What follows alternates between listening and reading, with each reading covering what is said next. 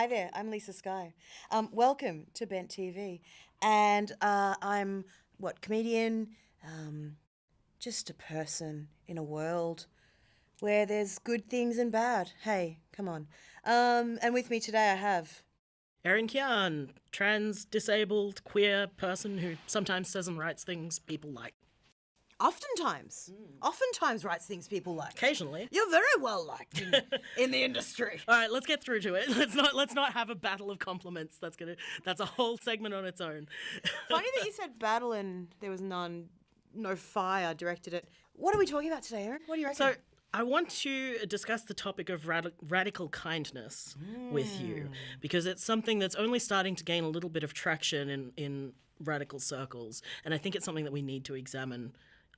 Because I think it's a really, really good thing for the world. When you say radical, what do you mean? So what I mean by that is that, obviously everyone is taught from being a child that being kind is a good thing. Often we're not taught what that means beyond be nice to people. And being kind is not necessarily always being nice to people. Often it's about setting and reinforcing boundaries to keep people safe and healthy. But it's also sometimes about going against the mainstream. In a world that's seeped in toxic masculinity, unfortunately, having a man be tender and kind is actually an extremely radical act, and will often there'll be a lot of pushback against that from the world. So do you think there's a rift between what is right and what is kind? Oh, that's a good question. I just thought of it. Yeah, I think there can be. I think that... Oh, see, that's hard. See, one could argue that the right thing to do is always the kind thing to do. You could definitely if done well. If done and if it's well. the right thing to do, it's done bloody well. I think the problem with such a broad question is that you can't answer that without taking into account all the incredible amount of nuance and minutiae involved in each individual situation. There's very rarely going to be some kind of blanket agreement on what is right or kind, let alone whether those things are the same thing. Yes. So how would you, negotiate a situation that displayed radical kindness? Okay, so a really common one that comes up a lot is people who want to be there for their friends when their friends are having a hard time but are starting to struggle with being that support person. Now, you would think that the automatic response is, well, I have to support them, I'm their friend. But actually that is not necessarily a good thing to do, because what that can mean is you run yourself down and then you're not able to look after yourself, you're not able to look after anyone else. And it can also set some very bad precedents in terms of boundaries, that other person not understanding that not everyone can drop everything all the time for them.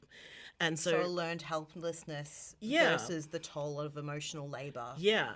And and now when I say emotional labour, what do I mean? Oh God, there's a whole metafilter thread on it. And when you say metafilter, what do you mean? Oh God, the interwebs. Oh, okay. No, is metafilter like Reddit? Kind of. All right. Let's get off metafilter. So, emotional labour is basically so when someone fixes your computer, that's work. When someone listens to you vent for an hour about how awful their mum is being, that's work.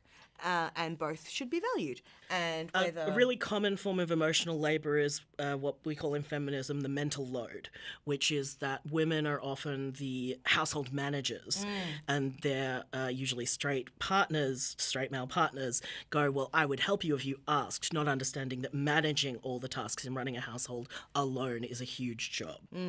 So emotional labour is what it says on the tin. It's doing important emotional and mental work. And unfortunately, we live in a society where that is not always valued. And I think that in terms of radical kindness in this situation we're talking about, you think that it's the kind thing to always be there for your friend, but that's not being kind to you. And you've got to be kind to you, because if you're not going to be good for anything. So it needs a degree of self-awareness. Yes, definitely. And you have to be willing to treat yourself well. And that's something that we can all struggle with. Yeah, like I am constantly, because I'm always daddy, I'm constantly putting other people's well-being at the detriment of my own. Like, how do people train themselves into recognizing this? Recognizing it is the hard part. Generally, I find there are really good check-ins you can do just with yourself a couple of times a day. How am I feeling? Have I recently eaten? Have I recently drunk enough water? Have I gotten enough sleep? Am I feeling supported by my friends and family? Like these kinds of little check-ins, just a few times, once a day even, will give you a fairly good idea of where you're at in your self-care. Post-it note situation for that. Just little check-ins, because often, it's not always a big thing. When we talk about this, people always think about the worst case scenario and you've stopped everything and you're dying. But it's not always that serious. It is sometimes like skipping a meal that you really shouldn't skip, or not drinking enough water, or not getting enough sleep, especially in the arts industry. Once I did, because I have a weird, like all of my neural atypicalities. Yep. And all that. I just chew through nutrients. And there was a sketch show I did once that I had to eat a box of salt and vinegar delights and macaroni and cheese on stage and snort a line of sugar every single night.